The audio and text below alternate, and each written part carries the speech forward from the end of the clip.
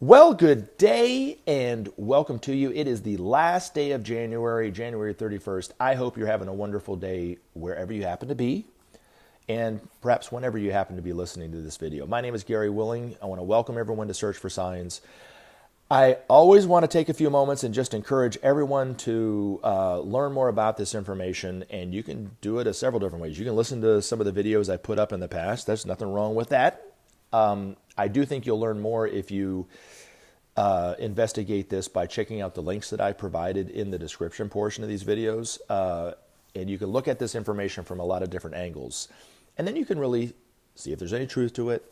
And then after that, you can make an honest decision on how you want to proceed with it, whether you do something with this or not. So anyway, hopefully you'll take advantage of the links. It only takes a little bit of your time. It doesn't cost you anything, but it's for each and every one of us to do what we need to do for ourselves. So hopefully you'll take advantage of it. Now, I do want to hone in and focus in on an article that Benjamin Creme's master wrote entitled A Glorious Enterprise. It was written around the time that Benjamin Creme made the announcement that Maitreya had made his first television interview, which was January of 2010. Now, since then, only a few people I know of have actually recognized him on TV. Most people don't even know that he's even on TV, let alone whether they've recognized him or not. There are people who perhaps knew this information for years or decades, still haven't recognized him and are quite frustrated, perhaps disheartened on the fact that they still haven't seen him on TV. They might be starting to doubt whether there's any validity or truth to this and what Benjamin Creme said. I think it's totally natural to do that, and then you have a whole other group of people who keep scouring the internet, scouring TV, trying to find him because they are utterly convinced that he is the Antichrist. In both situations, they're not recognizing who's talking to them on TV because probably the majority of people have probably already seen him, myself included. I don't know. I haven't really recognized him on TV. I have a culprit, but that's about it.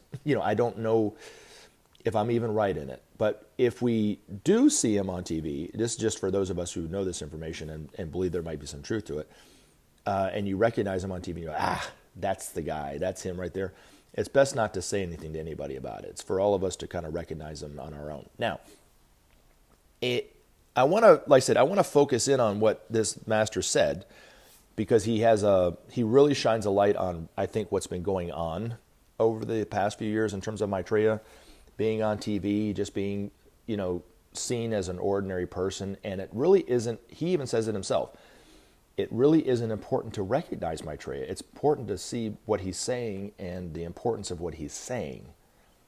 Now, people have all sorts of interpretations of why Maitreya is not revealing himself, as they like to say. But the reason is, the truth behind it is because it has nothing to do with recognizing him as any kind of great spiritual giant, which he is. It's more about the truth and the sanity of his solutions for humanity, i.e., peace. We must create peace. It's vitally important that we do this. The only way to do that is for humanity to start sharing the resources of the world, because that will bring about justice, which will bring about peace. Now, why is peace so important? Real quick, for those of us who are unfamiliar with perhaps why, it has to do with a couple things. One, we at any moment in time can destroy ourselves militarily because we have the equipment and the tools to do that. Nuclear weapons, right? And then also when it comes to the environment and the pollution that's killing off our environment and killing off humanity and the lower kingdoms of the animals and plants and so forth, it's going to take goodwill amongst these nations in order to solve those problems, because they have to start working together. And we can't do it when we're competing as much as we are against one another. So that's why peace is so important. Maitreya says it like this, and I'll leave this with this, and then I'll read the article. Without sharing, there can be no justice. Without justice, there can be no peace. And as Maitreya put it, without peace, there can be no future for humanity. Pretty simple. All right, now, this article that I'm going to read is one of many articles that Benjamin Creme's master wrote through Benjamin Creme when Benjamin Creme was alive. They were published in Share International magazine. And I'm sure if you're listening to this, you didn't get a subscription to Share International. Maybe you did. But for the most people, they didn't. You can still read these articles yourself. You can do one of two things. You can either go to Amazon and buy the book, A Master Speaks, Volume 1 or 2, or you can actually go to the Share International link that I provided, and to the left, there's a tab that's entitled Articles by the Master, and you can read this article along with the other articles that he wrote.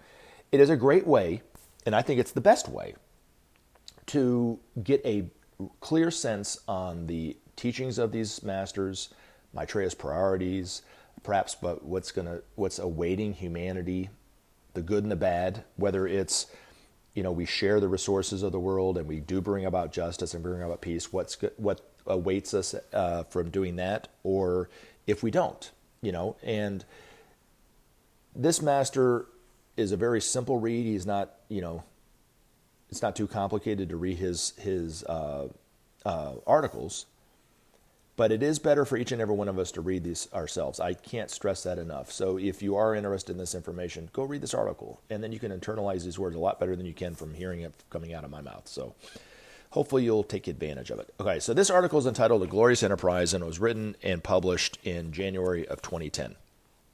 When humanity sees Maitreya, whether they recognize him or not, they will feel obliged to support him or to reject him and all he stands for, sharing, justice, and peace. Thus will men be divided and known. Thus will the sword of cleavage perform its destined task, and thus will Maitreya know the readiness of men for change.